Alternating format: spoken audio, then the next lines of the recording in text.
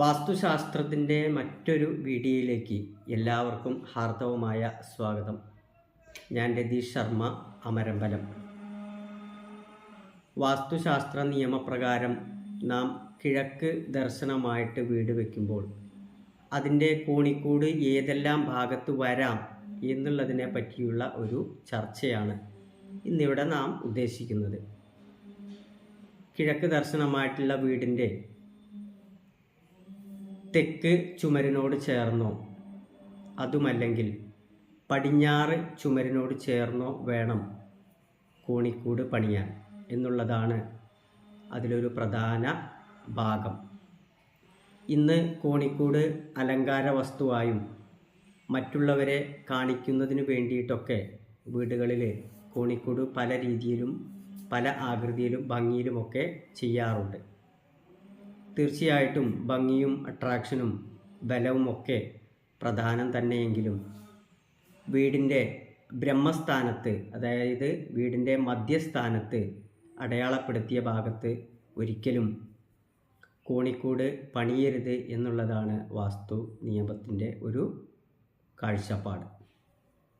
അപ്പം അതുകൊണ്ട് തന്നെ നമ്മൾ കോണിക്കൂട് എന്നുള്ളൊരു സങ്കല്പം സംവിധാനം ചെയ്യുമ്പോൾ നമ്മുടെ വീടിൻ്റെ ആ ബലത്തിനും ആ ശക്തിക്കും അതുപോലെ തന്നെ വീടിൻ്റെ ഒരു ശരിയായ ബാലൻസിനും കോട്ടം തട്ടാത്ത രീതിയിൽ വേണം കോണിക്കൂട് നിർമ്മിക്കാൻ.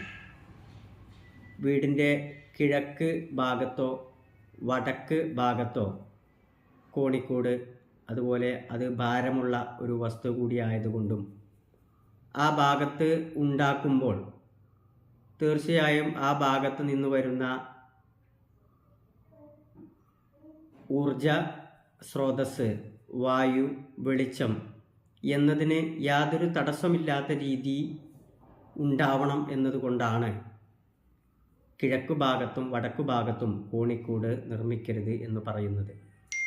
കാരണം കിഴക്കു ഭാഗവും വടക്കു ഭാഗവും കൂടുതൽ നമുക്ക് തുറസായ ഭാഗവും ഭാരം കുറവുള്ള നിർമ്മാണ ഭാഗങ്ങളും ആയിക്കൊണ്ടിരിക്കണം എന്നുള്ളതാണ് വാസ്തുശാസ്ത്രത്തിൻ്റെ അടിസ്ഥാനം. അതുകൂടാതെ നമ്മുടെ കോണിപ്പടി പരമാവധി കിഴക്കു ഭാഗത്തേക്ക് ഇറങ്ങി വരുന്നതും വടക്കോട്ട് ഇറങ്ങി വരുന്നതും ആ രീതിയിൽ നമുക്ക് രണ്ട് രീതിയിൽ വേണമെങ്കിൽ നമുക്ക് ചെയ്യാവുന്നതാണ്. നമ്മൾ വീടിൻ്റെ വയ്ക്കുന്ന സമയത്ത് ഭൂമി വടക്കോട്ട് ചെരിഞ്ഞതും അല്ലെങ്കിൽ കിഴക്കോട്ട് ചെരിഞ്ഞതും ഏറ്റവും അഭികാമ്യമായിട്ട് കാണുന്നുണ്ട്. അതുപോലെ തന്നെ ആ കോണിപ്പടി അതേപോലെ തന്നെ വടക്കോട്ട് ചെരിവുള്ളതും കിഴക്കോട്ട് ചെരിവുള്ളതുമായിട്ടുള്ള രീതിയിൽ പണിയുകയാണെങ്കിൽ ഏറ്റവും അഭികാമ്യമാണ് എന്ന് നമ്മൾക്ക് തീർച്ചയായിട്ടും അതിൽ നിന്ന് നമുക്ക് മനസ്സിലാക്കാവുന്നതാണ്. അതുകൊണ്ട് തന്നെ കോണിക്കൂട് നിർമ്മിക്കുമ്പോൾ അതിന് പ്രത്യേകമായിട്ട് പരിഗണന കൊടുക്കുകയും എവിടെയെങ്കിലും കൊണ്ടുപോയി കോണിപ്പടി നിർമ്മിക്കാതെ ശ്രദ്ധിക്കണമെന്നും പല വീടുകളിലും ഇതിന് വിപരീതമായി കോണിപ്പടി ഉണ്ടാക്കിയതിന് ശേഷം ഉണ്ടായിട്ടുള്ള പ്രയാസങ്ങളും പ്രശ്നങ്ങളും അനവധി നമ്മൾ മനസ്സിലാക്കിയിട്ടുണ്ട്. കാരണം അത് ഒരു ഊർജപ്രവാഹത്തിൻ്റെ തടസ്സത്തിന് കാരണമാകരുത് എന്നുള്ളതാണ് ഏറ്റവും അതിലെ യുക്തിപരമായിട്ടുള്ളതും ശാസ്ത്രീയപരമായിട്ടുള്ളതുമായിട്ടുള്ള അതിൻ്റെ ശരിയായ വിശകലനം. അതുകൊണ്ട് ഒരിക്കലും നമുക്ക് വാസ്തുശാസ്ത്രം പറയുന്ന രീതിക്കല്ലാത്ത രീതിയിൽ നമ്മൾ ഒരിക്കലും മുന്നോട്ട് പോകുന്നത് നമുക്കൊരു അഭികാമ്യമായിട്ട് നാം കണക്കാക്കുന്നില്ല. കാരണം വാസ്തുശാസ്ത്രത്തിൽ പറയുന്നതൊന്നും നമുക്ക് ഒഴിവാക്കാനായിട്ടില്ല എന്നുള്ളതാണ് നമുക്ക് മനസ്സിലായിട്ടുള്ളത് ഈ ഒരു വിഷയത്തിൽ നിന്ന്. അതുകൊണ്ട് തന്നെ എല്ലാവരും തീർച്ചയായിട്ടും വാസ്തുശാസ്ത്രത്തെ നമുക്ക് 100% വിശ്വസിക്കാം. അതൊരിക്കലും കണ്ണടച്ച് വിശ്വസിക്കരുത് എന്നുള്ളത് ഓർമ്മപ്പെടുത്തട്ടെ.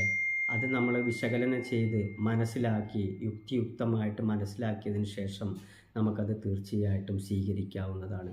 എന്തൊക്കെ പറഞ്ഞാലും വാസ്തുശാസ്ത്രത്തിലും പല പുതിയ ഗ്രന്ഥങ്ങളിലുമൊക്കെ പലതും കടന്നുകൂടിയിട്ടുണ്ടാകാം. വസ്തുതകൾക്ക് നിരക്കാത്തതായിട്ടുള്ള പലതും ഉണ്ടാവാം.